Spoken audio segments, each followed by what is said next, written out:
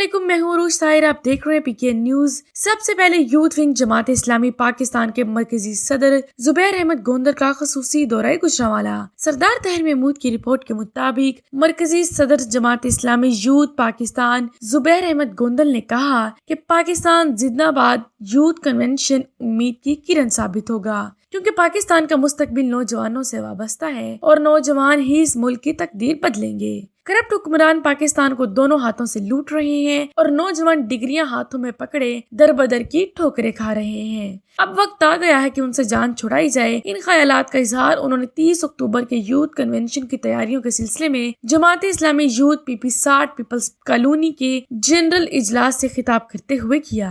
इस मौका पर जिब्रान भट्ट, सदर जमात इस्लामी यूथ सेंट्रल पंजाब, मजहर इकबाल रंधावा, अमीर जमात इस्लामी जिला गुजरांवाला, हाफिज हमीदुद्दीन ऐवान, उम्मीदवार NA 77, बिशारत अली सद्दीकी, सदर जमात इस्लामी यूथ जिला गुजरांवाला, राशिद अमीन, फहद फारूक खान, ताहिर मुक्की हिंजरा, अनीक रंधावा, मलिक खान कंबो, अली आबिद भट्ट और दीगर भी मौजूद थे।